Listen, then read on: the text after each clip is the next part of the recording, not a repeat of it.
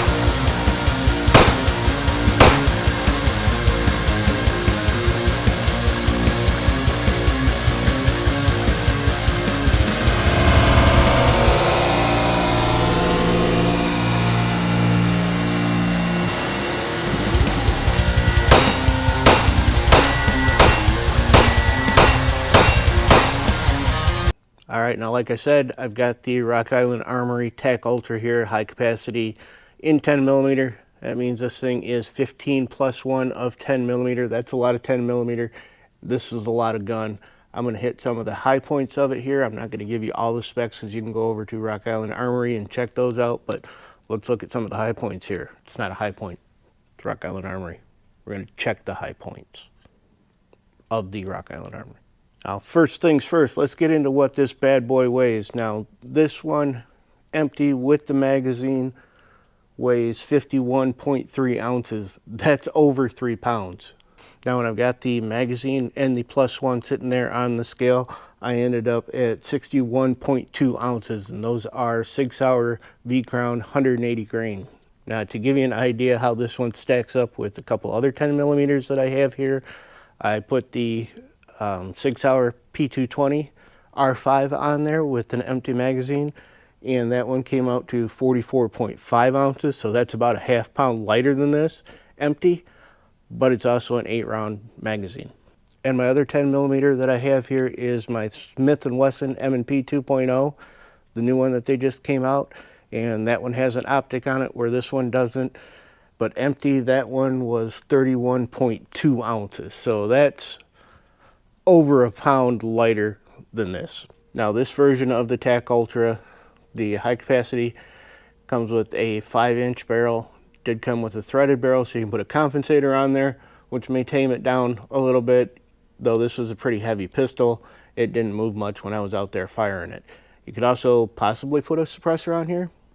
Not sure how much good that's going to do. May bring it down into hearing safe without earplugs. I don't know. Don't have a can. And with it being the Tac Ultra, it has a full-length Picatinny rail here on the front. So if you did want to carry this in a 1911 holster, you're going to have one that does fit with a pick rail on it.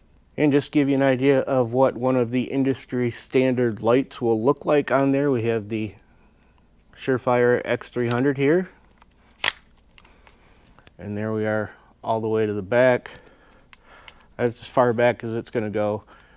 It does leave you out a little bit from the trigger guard. We'll take that one off. Let's take a look at the Streamlight TLR1. There we can get that one all the way back to where some people insist that they be, and that does go back all the way.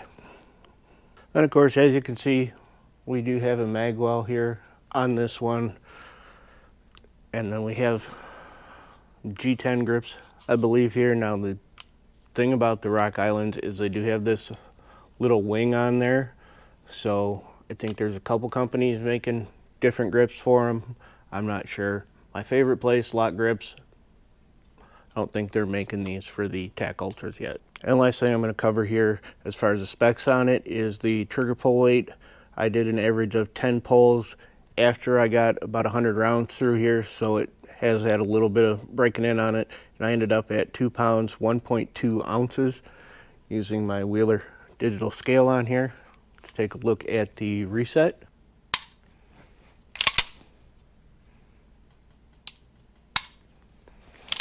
So it is your typical 1911 short reset, light trigger in single action. All 1911s are single action. I'm a freaking idiot. Alright guys, so there are the highlights of the Rock Island Armory Tac Ultra HC in 10mm. I had a good time out there shooting this thing. It's very easy to control because it's a very heavy pistol. Shooting that 10mm downrange, I was able to keep everything on target pretty easily with it. Be interesting to see if a comp would make a difference on this, make it even better. The only thing I had to do with it, I did have to adjust my sights. I think they've got them sighted in for 25 yards. I'm at 10 when I'm shooting out there. So go check it out over at Rock Island Armory if you want to find out the specs on it. Like, share, and subscribe to this video. We'll catch you on the next one. And just to give you some ideas of what the two industry standards, and just give you an idea of what a light will look on there, and just give you an idea of what a light will look on. Fuck me! Very easy to control with that 10mm. Millimeter? Hey, can I get a millimeter over here? Oh, all you got's millimeter genuine draft? That'll do it.